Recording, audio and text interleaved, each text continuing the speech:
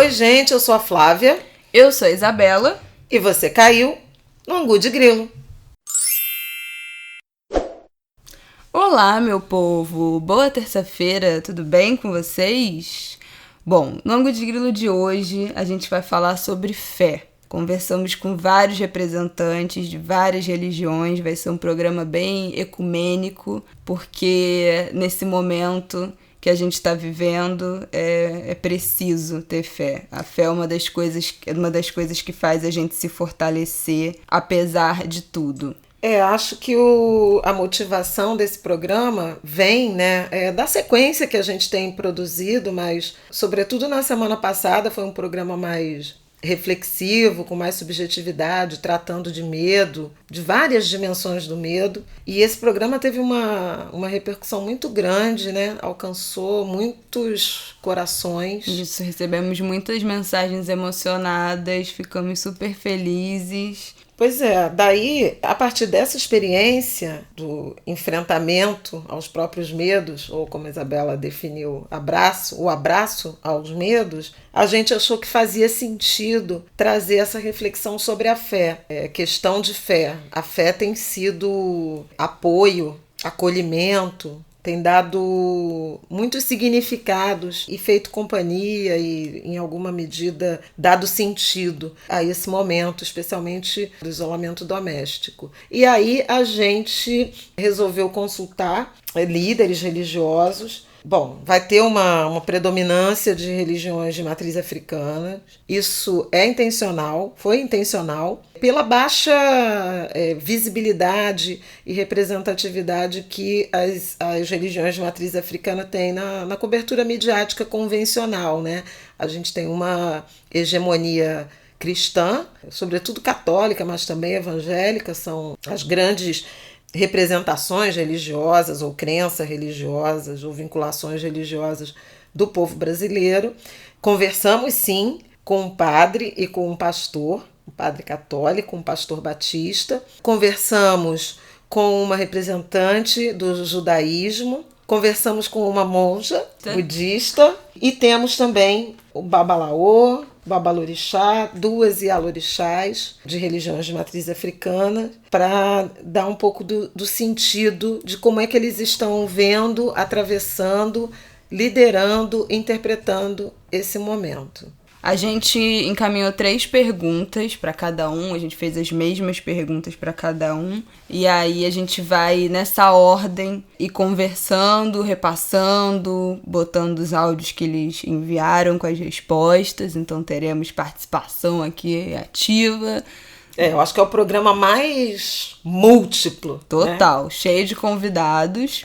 A primeira pergunta que a gente fez é como a fé, a crença, a religião explica a pandemia. E foi muito interessante porque a gente teve respostas bem objetivas na direção de lições que podem ser aprendidas desse momento, até algum tipo de resposta em razão da desintegração das relações do homem com a natureza. Sim. E isso atravessando várias crenças, várias fés, várias denominações religiosas. Pois é, acho que a gente pode começar com o Simas, que ele fala... Luiz Antônio Simas, historiador, escritor, compositor, porque também tem essa faceta musical na carreira dele, mas aqui o Simas nos deu entrevista, nos concedeu esses comentários como o Babalaô de Ifá, que é uma religião de matriz africana. Dentre várias religiões de matriz africana, a gente tem o candomblé e as suas várias nações, a umbanda, alguns tipos de umbanda. O Ifá é uma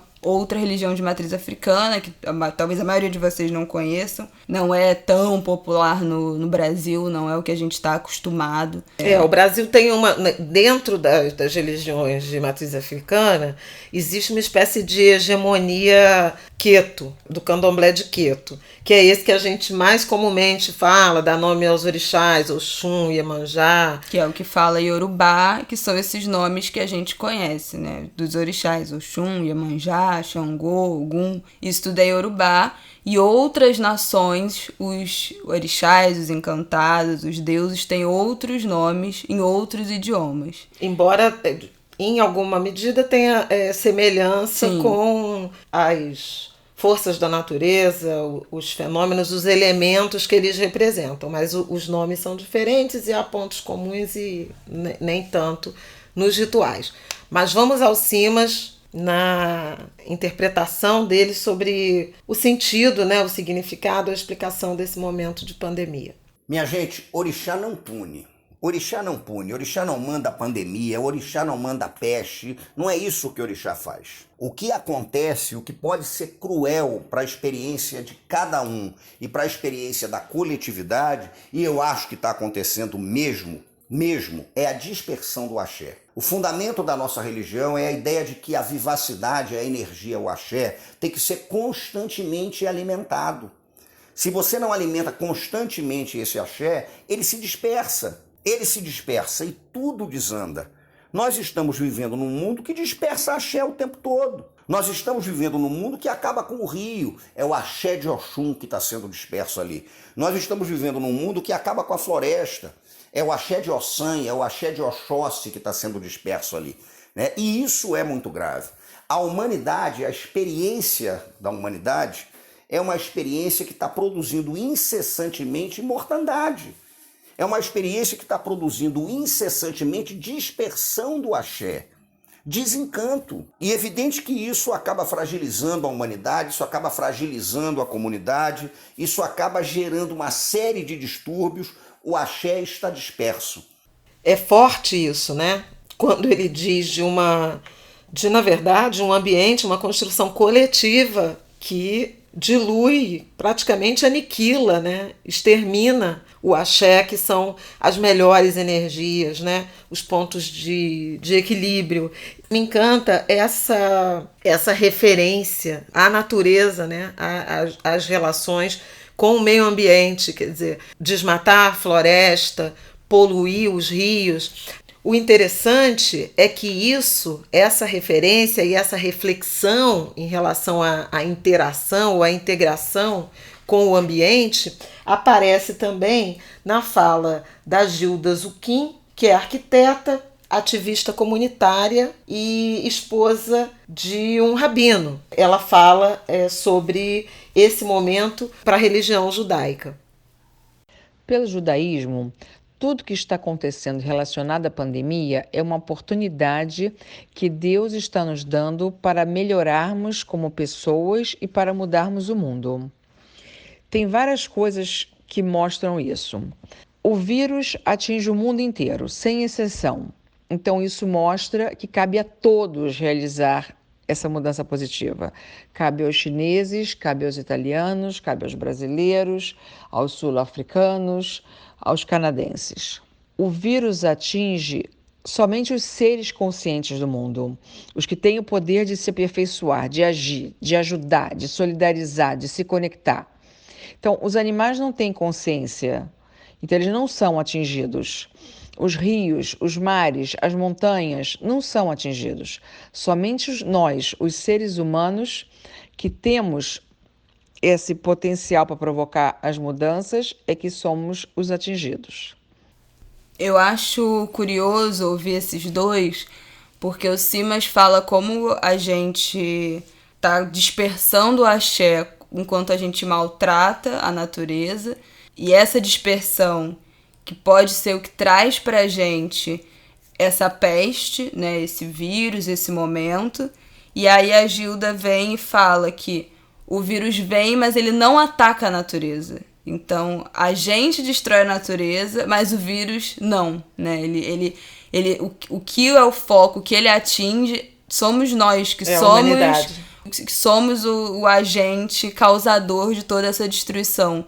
Então a natureza não está sendo punida, né? Nós estamos sendo, de certa forma, porque a gente está punindo a natureza. Como a fala de um complementa a fala do outro, que são pessoas de religiões completamente diferentes. De visões de mundo, né? Totalmente diferentes. Cosmogonias completamente diferentes. Muito interessante. E aí temos Pastor Henrique. Pastor Henrique Vieira, ator, escritor, palhaço. Eu sempre gosto de dizer porque ele se autodenomina assim. E pastor da Igreja Batista do Caminho, que ele fundou em Niterói. Vamos ouvir.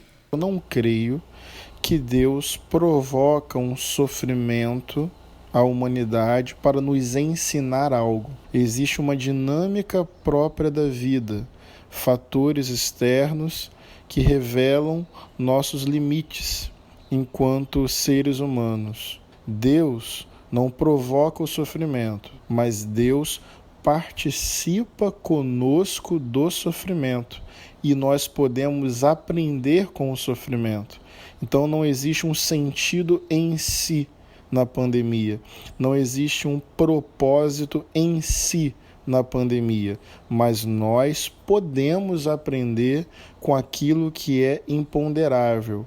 Muito bonita essa visão de um Deus que não é o causador, quer dizer, não é um castigo divino, é uma consequência. E, na verdade, nesse sentido, todas as explicações elas convergem, né? A meu ver. Não sei se porque escolhemos pessoas, assim, algumas com quem até a gente tem afinidade, mas convergem na direção de desequilíbrios que foram se acumulando e que trazem uma resposta. E a partir daí, não uma resposta que é um castigo divino, mas é uma consequência do arbítrio humano e essa figura de Deus, das divindades, serem evocadas como companhias para a superação dessa realidade tão dramática. A própria Monja Coen, ela fala, a gente vai apresentar ela ainda, né, e a mensagem dela, mas ela fala em um momento que essa pandemia não é um castigo, nem para os maus e nem para os bons. Ela entende esse momento como um karma coletivo, karma no sentido de ser um evento que se repete, então já tiveram outras pandemias, já tiveram outras doenças globais que dizimaram as populações, mas ser um karma coletivo não quer dizer que é um castigo, que é uma coisa que vem para castigar as pessoas, é só uma repetição de um evento que já aconteceu. E isso é muito interessante, né? A religiosidade que não opera, né, nesse binômio bem e mal, né, no pecado, na punição, no Deus que castiga. A Monja Coen é uma querida de muita gente, né? Uma popstar quase. E uma figura muito, muito doce que atendeu ao nosso convite de uma forma muito generosa. Ela é da tradição Soto Zen budista, que tem origem na Índia antiga, mas a sede é no Japão. Ela também, além do ponto que a Isabela destacou, ela chama atenção para a questão da natureza, né? Ela fala muito como também esse é um momento da gente repensar a nossa relação com a natureza, e isso aparece na fala, eu acho que quase de todos, assim. A gente vai apresentar algumas das falas que falam isso, mas é impressionante a preocupação que esses líderes religiosos estão tendo com a natureza. Quando a gente fala de religião de matriz africana, a natureza faz parte, né, dos cultos, faz parte da fé. São praticamente os deuses, né? Os elementos da natureza, né? Eles são reverenciados, né? Orixás são expressões desses fenômenos, né, da natureza e porções que estão contidas nos nossos corpos. Mas é muito interessante porque o discurso do equilíbrio, do reencontro com a natureza, ele está muito presente nessa reflexão de vários dos líderes religiosos, como não está presente em instâncias de governo, por exemplo, que estão pensando o pós-pandemia à luz de uma recuperação econômica, de uma retomada da atividade que me parece mais próxima da normalidade que nos trouxe a esse caos do que a uma nova sociedade. Então é muito interessante como os líderes religiosos estão abertos a novos modelos, né, de relacionamento e de inserção nesse ambiente, né, chamado Terra. Vamos ouvir o que a Monja Coen fala. Para a gente entender o que está acontecendo, como que nós, seres humanos, estamos cuidando da vida. cuidando do meio ambiente. Veja que interessante, com a pandemia, quantas pessoas se sentiram melhor por causa do ar mais puro, fechou o buraco maior de ozônio da camada terrestre, animaizinhos estão mais felizes, ou seja, nós poluímos menos. Talvez isso seja mais importante, um momento de reflexão, o que estamos fazendo de errado que está causando essa problemática e o que podemos fazer para melhorar. Olha aí, olha aí. Isso é muito interessante porque acho que talvez essas lideranças religiosas tenham um papel fundamental em participar e entrar nesse debate sobre a questão da retomada dos projetos de recuperação. Isso não foi dito, mas eu acredito muito e tenho militado na direção da defesa de uma reconstrução que passe por princípios de construção da igualdade, né, de respeito à diversidade e também aos princípios da sustentabilidade. Me parece que esses são elementos que até aqui estão fora dos planos oficiais. E me anima saber que as lideranças religiosas e tão variadas trazem essa necessidade. Quem vem agora? Agora vem Mãe Wanda. Bom, Wanda Araújo Novo, Wanda do Molu, ela é Yalorixá do Ilê Axé Egiomim, que fica aqui no Rio de Janeiro, em Santa Teresa. Nós temos como Bíblia a natureza. É a natureza que cultuamos, cuidamos, seguimos e perpetuamos os seus ensinamentos e a sua vida. Olha que bonito isso. Eu achei tão bonito a Bíblia, a nossa Bíblia é a natureza. A gente fala muito, né, de como as religiões de matriz africana não tem um texto base, não tem um livro sagrado. A gente realmente não tem. Todas as tradições são passadas pela oralidade. E eu acabei de lembrar do livro... Ela fala isso, né, num trecho, né, da nossa conversa. Ela chama atenção para isso, para a transmissão oral dos conhecimentos, dos saberes, a marcação nos corpos, até como também insubordinação. Sim, ela fala que o a corpo opressão, é a nossa né, forma de resistência. Exatamente, a opressão do colonizador, a gente tem que lembrar dessa violência. E veja, né, porque a religião imposta foi o cristianismo católico na origem, e aí quando ela diz a nossa Bíblia é a natureza, né, tem uma subversão, né, uma insubordinação e uma reconexão com o território de origem, que foi a África. Ainda assim, o Simas diz que a religiosidade vai se adaptando, né? Vai se adaptando ao ambiente, né? E vai se adaptando à conjuntura. Então, é ágil, também tem transformação, não a rigidez do livro, né, das escrituras. Eu lembrei agora, quando ela falou isso de como a interpretação da religião e o que será feito, né, como os rituais têm a ver com a interpretação da natureza. Eu lembrei do livro do Ailton Krenak, que a gente já falou aqui, Histórias para Adiar o Fim do Mundo, que ele fala como ele consegue ler e interpretar como a montanha tá, como a árvore tá, como a floresta tá se sentindo. Então ele acorda, ele olha para a montanha, ele sabe como a montanha tá e ele entende se aquele dia vai ser um dia bom, se aquele dia vai ser vai ter algum desafio, se vai aparecer algum obstáculo.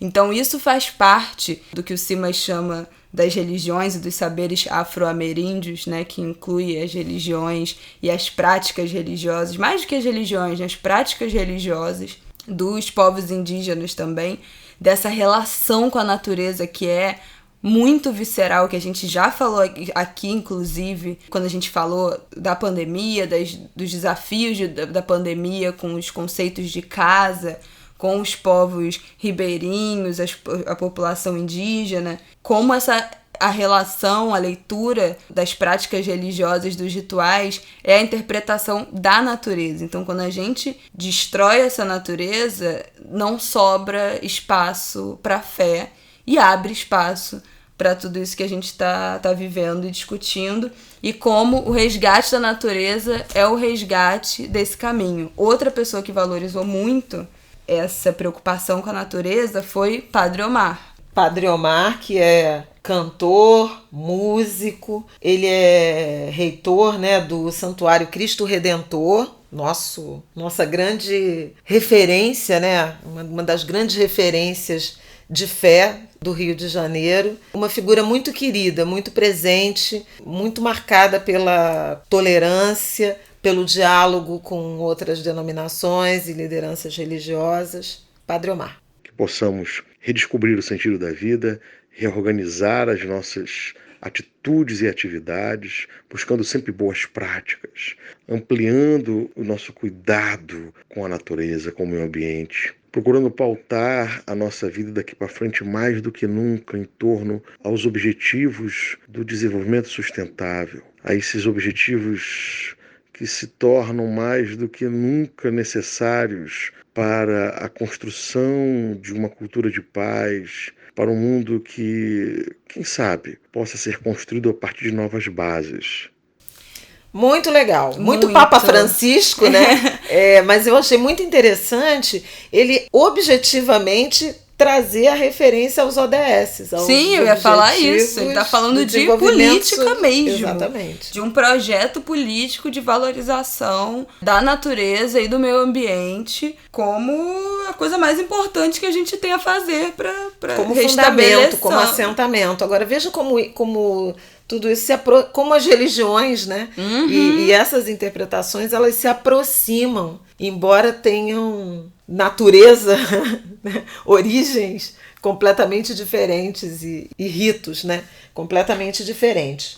Outra reflexão e outro apontamento muito frequente nos nossos entrevistados foi a questão do momento, né, da oportunidade que o isolamento social imposto pelas autoridades de saúde, pelas autoridades governamentais no combate à pandemia, ele pode ser oportunidade para esse encontro consigo mesmo, e há muitas referências ao silêncio. Quem fala muito de silêncio na sua mensagem foi a Winnie Bueno. Winnie Bueno, que é formada em Direito, doutoranda em Sociologia. A Winnie é uma jovem escritora também e ativista. Criou a Winnieteca, nós já falamos dela aqui várias vezes. Aqui no Angu de Grilo, né? É autora de Imagens de Controle, um livro muito interessante que eu recomendo muito, mas aí é o território do feminismo negro. Aqui o Winnie está dialogando com a gente como Yala Orixá. Ela que foi uma criança de terreiro, assim como Simas, né? É verdade. Um sagrado que é muito maior do que a gente, que é complexo, inapreensível no sentido de que não é possível capturar isso, né? Que esse sagrado, ele tem muito a dizer também no silêncio, né? A gente está bastante acostumado a manifestar o sagrado a partir do canto, a partir do riso, a partir da reza, a partir do toque do tambor, do atabaque. Mas esse é um momento de manifestar o sagrado no silêncio. E ele tem muito a nos ensinar e a acolher, né? O silêncio, ele pode ser muito acolhedor para nós também, assim. Mãe Wanda também faz uma referência importante sobre o silêncio, inclusive porque quando a gente pensa religião de matriz africana, elas estão muito relacionadas ao toque dos tambores, né? Ao canto, à dança, à celebração, às relações intensas, ao contato. E aí ela traz uma experiência, inclusive, de uma fala, inclusive, a partir do orixá de cabeça dela, que é o Molu, ela fala desse silêncio. Paramos os tambores, as danças, os cânticos, para nos curvar à Mãe Terra, em silêncio, formando uma grande roda de energia e vibrações positivas pela humanidade, pela e para a humanidade. Cada um em suas casas. A nossa hashtag é Fique em Casa. Isso que ela fala de fique em casa é muito importante. Não é trivial, gente. A gente sabe que tem vários líderes religiosos que continuam incentivando os seus fiéis a comparecerem aos lugares de culto. Isso é muito, muito, muito perigoso nesse momento. A gente vai dar play agora numa fala que o pastor Henrique fala também sobre a importância do silêncio, de você ter o momento de falar com Deus, mas ele fala textualmente em um pedaço da conversa que a ordem é respeitar as recomendações da OMS. Então, não tem encontro, não tem ir para a igreja, não tem presencial. Os cultos estão acontecendo online, lá no Instagram dele você consegue descobrir os horários todos certos. A Monja Coen também falou que todas as orações, os rituais, as conversas, inclusive os rituais de morte, estão sendo feitos pela internet, por chamadas de vídeos com as famílias, com seus grupos. Então, todos eles suspenderam todas as atividades, estão usando a tecnologia para isso. Antes de rodar o Henrique Vieira, eu queria reforçar essa questão das reuniões, lembrar, trazer à memória, a Igreja Católica foi praticamente, eu acho que a primeira, a começar a adotar medidas, né? Ainda quando a pandemia estava nem tinha sido declarada pandemia ainda no território da China, a caminho da Europa, né? A Igreja Católica adotou mudanças nos rituais, nas missas, então aboliu, né? A gente chama popularmente da paz de Cristo, que é aquele momento em que os fiéis se cumprimentam, se tocam, se abraçam na missa. Houve mudança no ritual de comunhão, né, na entrega da hóstia pelo padre, justamente para evitar a contaminação. Depois os ritos, as celebrações foram inteiramente suspensas. A gente tem visto isso não apenas no Brasil, mas imagens muito fortes dos rituais de Páscoa, né? Da Semana Santa, com a Praça de São Pedro, o Vaticano completamente vazio, absolutamente deserto, um Papa Francisco celebrando solitariamente missa, enquanto no Brasil a gente chegou a ter judicialização por tentativas de líderes religiosos, de pastores, de convocarem aglomerações, rituais com grande número de fiéis, de pessoas religiosas, pondo em risco a população, não apenas as comunidades religiosas que eles lideram, mas a população como um todo, em razão da necessidade de deslocamento. É fundamental, né, essa reflexão desses líderes com quem nós conversamos em relação à obediência às melhores práticas recomendadas pela Organização Mundial de Saúde e por autoridades sanitárias. Então, calma aí, vamos segurar o Henrique para a gente colocar Babá Adailton, que fala exatamente como está sendo usada a tecnologia e a importância da tecnologia nesse momento. Eu tenho que apresentar, por favor, Babá Adailton. Babalorixá Adailton Moreira Costa. Ele é o líder religioso, né, do Ilê Omi Ojuarô, fundado por Mãe Beata de Iemanjá em meados dos anos 80. Lá se vão mais de 30 anos, né? Babá Adailton é o herdeiro de Mãe Beata de Iemanjá e foi dos que primeiro aderiram à recomendação da OMS em relação ao isolamento social e à suspensão das celebrações religiosas. Eu quero lembrar também que o candomblé e as religiões de matriz africana, de modo geral, tem como característica a reverência, né, aos mais velhos. Então, são comunidades em que a longevidade importa e é sinônimo de axé, e que há muita deferência aos mais velhos, né? Com cumprimentos, com bênção, com um beijo nas mãos. E isso também foi temporariamente suprimido, até em respeito e em valorização à vida dos nossos mais velhos. Vamos ouvi-lo.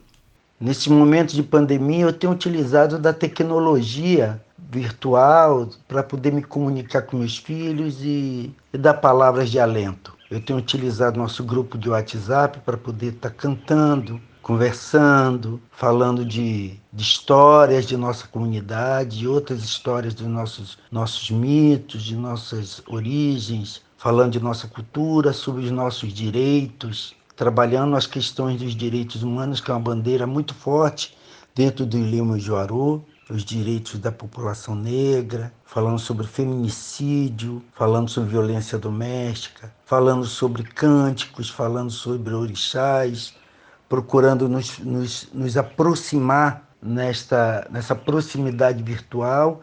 A tecnologia pertence a Ogum, se Ogum é o pai da tecnologia, então estou utilizando dessas armas que ele nos dá para poder estar me aproximando do meu povo. A tecnologia é Ogum, tá, meus queridos? Ele é um babá de Ogum e, de fato, Ogum é o orixá que tem o domínio, né, do magma, da fundição, é o ferreiro, é o inventor dos instrumentos agrícolas e das armas, também de guerra. Por isso, essa vinculação com a tecnologia. E Babá traz essa experiência da reunião do Ilê Mojuarô num terreiro virtual. O terreiro real ele está fechado, mas uma comunidade de WhatsApp virou um terreiro virtual aproximado aí pela tecnologia que Ogum representa.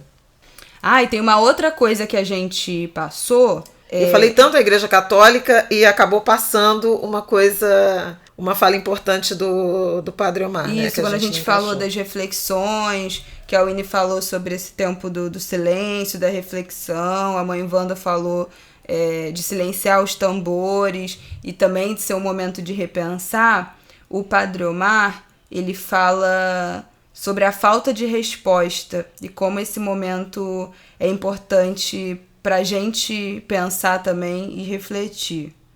Todas as religiões estão buscando, a partir de suas referências doutrinais, caminhos. Respostas não temos, mas buscamos caminhos para que possamos equalizar os nossos sentimentos, as nossas emoções dentro de uma normalidade e, ao mesmo tempo, possamos encontrar mais e mais a força necessária para continuar a nossa luta. A luta por dias melhores, a conquista por saberes que possam minimizar os impactos negativos que esta pandemia está causando em todos os segmentos de nossa sociedade.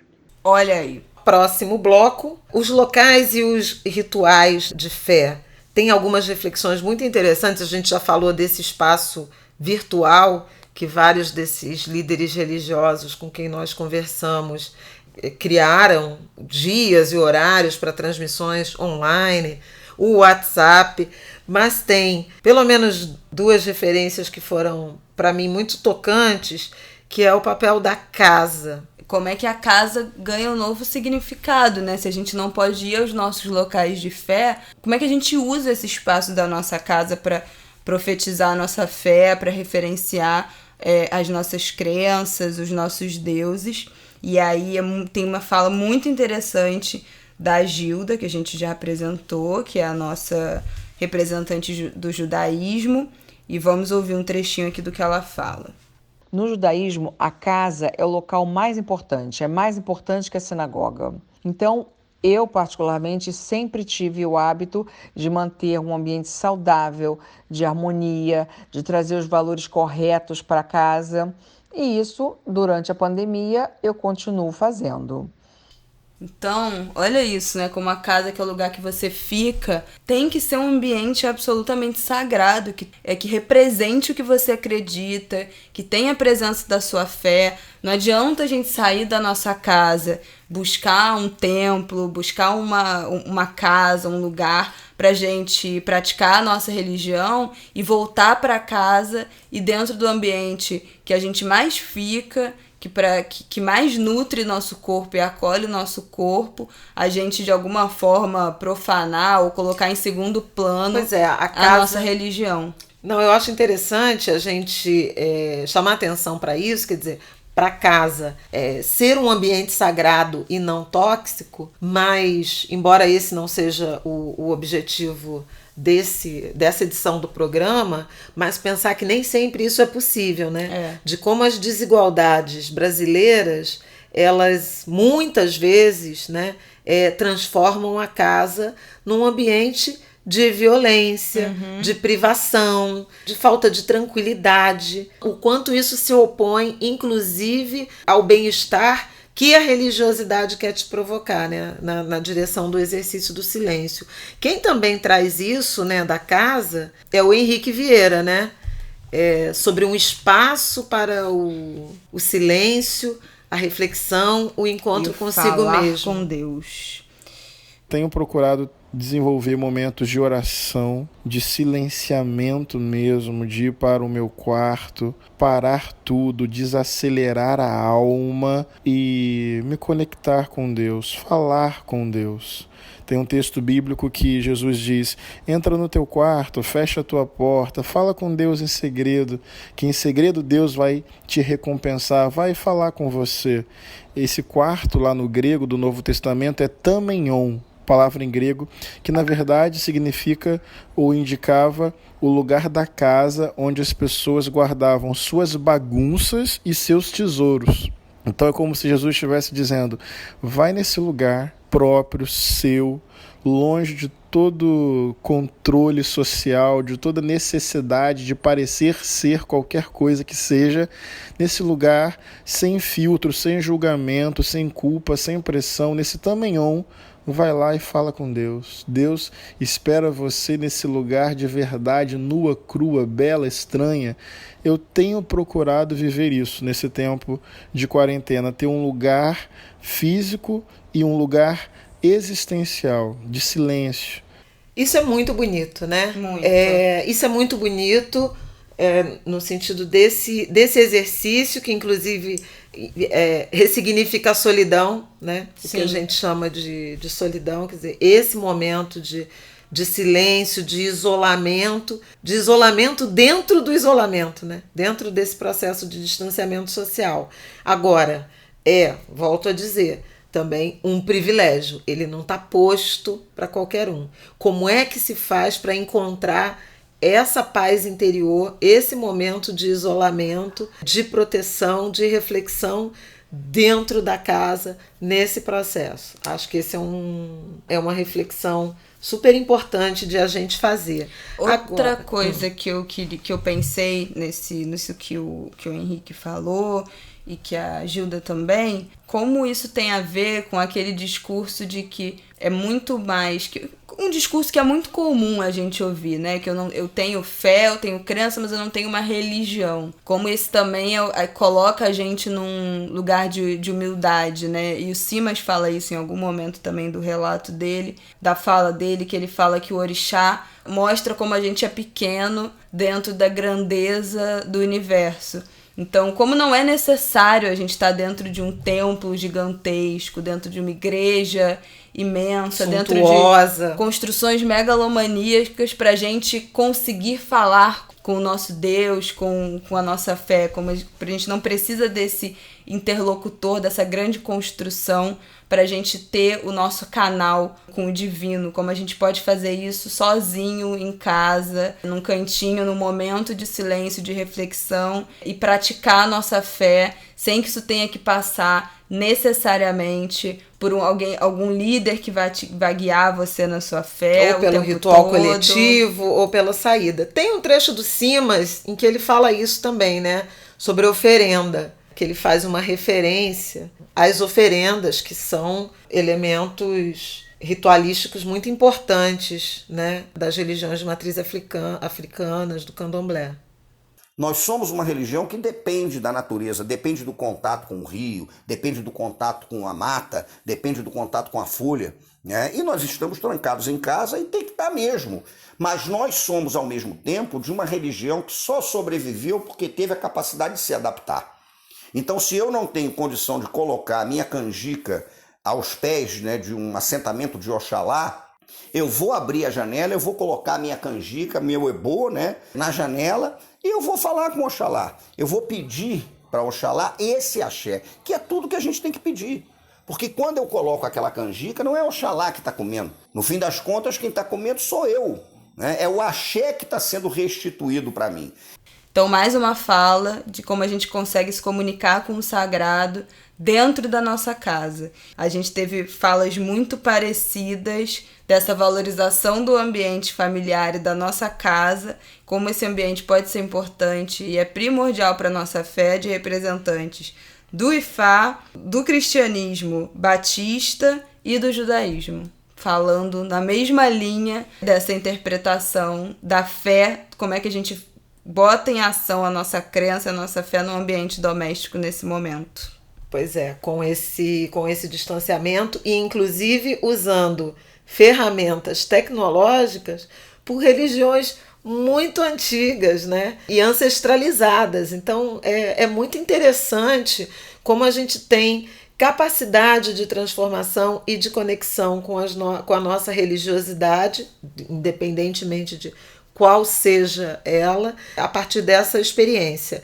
Bom, e a terceira pergunta que a gente fez, é claro, foi sobre luto, foi sobre morte, né? Não tinha como a gente deixar isso de fora, que eu acho que é a coisa que mais está trazendo medo, né? Que a gente inclusive falou no episódio da semana passada. E a gente perguntou para todos eles como é que eles estão aconselhando os fiéis, as famílias que estão perdendo pessoas queridas, e como é que funciona, como é que lida com esse luto, como é que interpreta essa morte. Não, nesse sentido, eu queria trazer uma das falas que a gente vai contextualizar, uma das falas que nós vamos trazer aí. Nas últimas semanas, e com essa intensidade, né, das mortes, dessa experiência de luto, dessa violência, né, que é o risco de não ter atendimento médico a tempo, né, e de acordo com as necessidades que estão fora de controle em razão do agravamento aí do cenário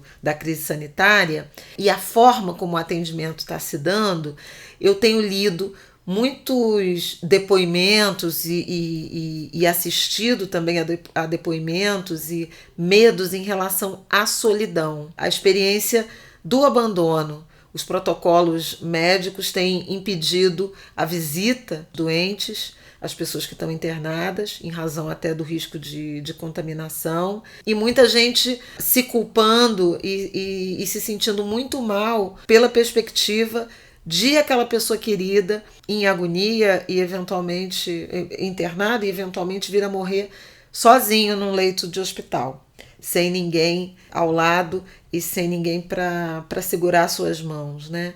Sem essa companhia do afeto. E aí a Monja Coen tem uma frase que é muito pragmática, mas que eu acho que pode fazer sentido na direção da consciência da finitude e do quanto nós somos verdadeiramente solitários. Nós todos que estamos nessa pandemia, principalmente o luto que se intensifica, é lembrar que nascemos sozinhos e morremos sozinhos. Então não criar muito drama a respeito disso, né? Ah, que pena, morreu sozinho. Pois é, fazer alguma diferença você está ali do lado? Parece que não. Na hora de morrer, nós morremos. Saber que está acompanhado e saber que tem uma doença e nem gostaria de estar transmitindo essa doença para pessoas queridas. Então, aquele que morre, morre tranquilo, saber que não transmitiu nada, fui com a minha doença, né? Então, pensem um pouco nisto. O luto é importante, a gente fica com uma tristeza, a tessitura de relacionamentos é rompida e leva algum tempo para ser refeita. Não é que a gente vai esquecer do morto, a gente nunca esquece dessa pessoa, mas ela vive em nós. Muito sincera, muito direta, gente. Eu não estava preparada para isso quando eu dei play no áudio. Ela tem da Monja Coen. Ela tem uma leitura muito pragmática e muito objetiva, mas olha como tem uma inversão da generosidade. O que está de fora pensa, ele vai estar sozinho, sem a minha companhia. E o que ela faz é inverter. A pessoa que está doente ter a generosidade de estar só para não contaminar o seu ente querido ou outras pessoas. Então tem uma inversão que eu acho muito bonita. Ela fala de uma forma muito crua, áspera, crua, boa, muito objetivamente, mas tem uma beleza nisso, de você estar nessa solidão para preservar os seus amados. É a inversão desse cuidado, né? A pessoa que tá doente tá cuidando de você. Então, nesse momento que a gente tá assistindo alguém que a gente ama internado, passando por esse momento, também pode ser um momento da gente refletir que, de certa forma, a gente está sendo cuidado. Porque é óbvio que aquela pessoa que está internada não ia querer que a gente estivesse lá, nos expondo, nos colocando em risco, arriscando nossa vida para estar ali do lado, fazendo companhia. A gente sabe, no nosso racional, a gente sabe que qualquer pessoa que esteja internada vai preferir preservar a vida dos seus amados. Então também é um momento que a gente está sofrendo por essa distância, mas que a gente também está sendo cuidado por essa situação e pelas pessoas que a gente ama, de certa forma. Então estar só é também prova de amor. E acho que é algo que a gente precisa pensar, tanto do assento de quem está perdendo e está afastado de alguém que está nesse estágio de solidão para a despedida, mas também nos pensarmos como essas pessoas que poderão amanhã estar internados e se despedindo. E aí ter uma visão mais generosa do que você faria. Sim. Você o quê? Exigiria a presença dos seus, expondo aos riscos, ou preferiria essa solidão do último momento como um ato generoso de não contaminação, de não transmissão da doença? Eu achei muito, muito forte a fala dela, uma sacudida importante nesse momento. Demais. E aí, pastor Henrique também fala sobre a importância da gente viver o luto, que é uma coisa que a gente até falou, né, no episódio passado. A gente começou a introduzir isso, a importância de a gente abraçar os nossos medos, da gente respeitar nossos sentimentos, as nossas emoções, e ele fala como é importante a gente respeitar o que vai vir de sentimento e de onda de emoção durante o nosso luto. Melhor do que represar, do que suprimir, é sentir a própria dor, é dar tempo ao sofrimento, é chorar com liberdade e com integridade, é dar nome corajosamente aos sentimentos, raiva, ira, revolta, tristeza, desespero. Eu acho que é importante acolher a dor, reconhecer o tamanho dela, colocar para fora esse grito do peito, chorar com liberdade. Muitas vezes buscamos mecanismos de escape, de anestesia, que só aumentam o problema. Então, saber chorar, saber sentir a dor, saber dar nome ao que está se sentindo sem culpa.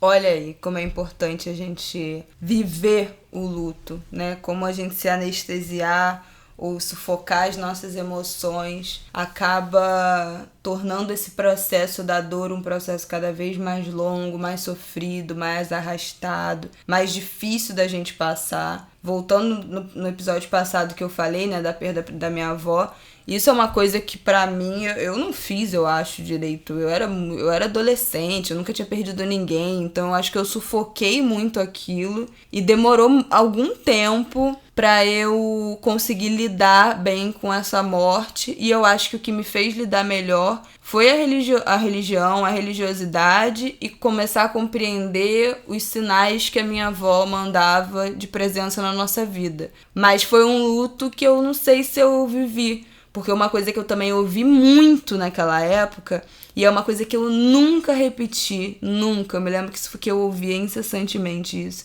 E eu nunca repeti mais isso pra ninguém, e nenhuma perda que nenhuma pessoa que eu amo teve, inclusive eu faço o contrário. Eu ouvia muitas pessoas falando que eu precisava ser forte por causa da minha mãe. E eu acho que isso me blindou muito de poder viver o meu próprio luto e as minhas próprias emoções, porque eu precisava estar forte, porque minha mãe estava completamente destruída. Então, ninguém me permitia que eu também ficasse destruída, né, como neta, como parte dessa família, nem contando com a parte da idade, né, que eu era uma adolescente, eu não tinha essa noção, essa maturidade. Mas não me permitiram o luto como uma adolescente, como neta, como parte dessa família, como alguém que perdeu a sua avó também do dia pra noite, porque eu precisava estar inteira pra minha mãe, sendo que eu tinha direito de também estar destroçada. E isso foi uma coisa que me marcou muito, que me fez muito mal. Então, sempre que alguém que eu conheço perde alguém, eu sempre falo, não seja forte. É uma coisa que eu repito pra todo mundo. Não seja forte. Chora, se descabela, grita, tem acessos de raiva, dá soco na almofada, extravasa tudo que você estiver sentindo em forma de choro, de riso, de raiva, de ira, de ódio, de estar indignado, estar inconformado. Viva e extravasa todas as emoções e cada um vai lidar com o seu luto. A gente não precisa ser forte para ninguém. E a gente estar forte não vai ajudar ou atrapalhar o processo de luto de outra pessoa. Esse é um processo absolutamente individual. Eu acho, concordo com a Isabela nessa direção e com o Henrique também, né, de dar nome à dor, de chorar, de se expressar, né, nesse sentido. E de sentir raiva, e acho que na semana passada eu já falei sobre isso e vou repetir. Eu acho que tem uma raiva que precisa ser canalizada para o coletivo, para a construção coletiva política, porque há responsáveis. Nossa dor não precisava ser tão intensa ou tão numerosa, né? Sim. Nós não precisávamos ter tantos brasileiros, fluminenses, cariocas sofrendo como estão com esse luto, com essa desatenção, em razão, muito em razão também de descasos históricos, seculares. Então há que se ter um nível de indignação que se transforme em impulso de ação, de construção de cidadania. Eu volto a repetir isso porque acho que não se trata de uma experiência somente individual, pessoal, familiar de luto. Há um luto coletivo que precisa ser transformado em algum tipo de iniciativa e de construção dessa sociedade que a gente espera que nasça, né? Que brote desse momento. Eu queria também aproveitar para lembrar de uma iniciativa que eu achei, é uma iniciativa singela, mas eu acho que tem um significado muito bonito nesse momento. O projeto chama Inumeráveis, é um site na internet e também uma página no Instagram que funciona como um memorial virtual dedicado às vítimas fatais da Covid-19. Como é que funciona? Foi a criação de um artista plástico e designer chamado Edson Pavone. Ele se juntou com alguns amigos conhecidos, Rogério Oliveira, Rogério Zé, Alana Riso, Guilherme Bulherros, Giovanna Madalosso, Jonathan Querubina, uma galera que se juntou. Eles criaram esse site em que familiares e amigos das pessoas mortas por Covid podem escrever um obituário, uma memória sobre os seus queridos e postar nesse espaço padronizado, ou, se não tiver esse dom da escrita, preencha um formulário já previamente estruturado no próprio site e tem jornalistas e estudantes de comunicação voluntários que transformam essas informações num obituário. Então, dessa forma, você dá nome, sobrenome, história, idade e preserva a memória dessas vítimas que estão sendo apresentadas ao Brasil numa escala numérica que pouco significa, né, em relação ao que ou ao que foi a vida dessas pessoas. É uma intenção mesmo de confrontar a frieza dos números com a humanidade, né? São vidas, são pessoas. A ideia também é de futuramente transformar esse memorial digital numa instalação artística pública e aberta em área pública em homenagem e em reverência a essas vítimas. O nome do projeto é Inumeráveis e acho que é uma iniciativa muito bonita. Até sexta passada, 55 pessoas já estavam listadas entre os homenageados. Hoje, o Rio de Janeiro perdeu um de seus grandes, se não o seu maior cronista, Aldir Blanc. O Aldir foi também um compositor, um poeta de letras marcantes sobre a realidade brasileira, político-social, letrista de Mestre Sala dos Mares, que homenageou João Cândido, o líder da Revolta das Chibatas, uma canção dele com João Bosco, talvez seja a minha favorita, mas foi dele também a letra de Saudades da Guanabara, com Moacir Luiz, e acho que Paulo César Pinheiro, que é, para mim, o verdadeiro hino, né, da cidade do Rio de Janeiro, e O Bêbado e a Equilibrista, sucesso na voz da Elis, que é uma espécie de relato, de libelo, de canção, manifesto pelo fim da ditadura e pela reabertura política. E, curiosamente, ou tragicamente, Aldir Blanc nos deixa num momento em que os zumbis da ditadura tentam ressuscitar e tomar novamente a nossa democracia. Gostaria muito de dedicar episódio do Ângulo de Grilo a Aldir Blanc, o poeta. Para fechar esse episódio, queria falar algumas frases que não entraram nessa seleção, mas que tocaram a gente de alguma forma. A Monja Coen falou também, terminou a fala dela falando sobre a morte e luto, e ela falou que cada minuto de vida nunca é um minuto a mais, é um minuto a menos, que tem tudo a ver com a primeira fala do Pastor Henrique que ele mandou pra gente, do primeiro áudio. Ele abre a fala dele citando a música do Toquinho, Sei Lá, A Vida Tem Sempre Razão, que ele fala: a gente mal nasce, começa a morrer, que é um trecho da música, depois da chegada vem sempre a partida, porque não há nada sem separação. Mas não tem nada, não tem o meu violão, porque a música também salva. É e verdade. Vários dos nossos entrevistados, líderes religiosos, falaram do papel da música, Da né? cultura, É da engraçado, arte. porque tem o papel do silêncio, mas tem o papel do canto, da dança, da arte, da música. O quanto há de vida, né, e de reflexão contida na arte. E a Gilda terminou a fala dela com uma frase que para mim foi muito marcante, e eu acho que é a frase que a gente escolhe para encerrar esse episódio, que ela fala que esse momento que estamos vivendo são as dores do parto, do que será o nascimento de um novo mundo. Que venha esse novo mundo. E aí a minha interpretação da minha fé de que estamos sempre sendo capacitados para enfrentar o que virá. Nós não seremos pegos desprevenidos no mundo que vai surgir. Nós, nesse momento, estamos sendo preparados do que será o futuro da nossa humanidade. Eu sei que a Isabela falou que era a última frase, mas é que, não, eu me lembrei de duas coisas que são importantes, que já atravessaram esse programa, mas que acho que vale a pena sublinhar. Primeiro é a questão do corpo. Alguns dos nossos entrevistados mencionaram a obediência às determinações da ciência como sendo uma necessidade de preservação da própria vida, que é um tesouro, uma riqueza divina, inclusive, e da preservação da vida do outro também. Ao se recolher em casa, você não está potencialmente transmitindo a doença para o outro. Então, tem muita generosidade contida nesse processo de se autoproteger e de proteger ao outro. No caso das religiões de matriz africana, o corpo é o templo. O corpo guarda fragmentos divinos, das divindades, dos orixá. O orixá está na gente e por isso se manifesta.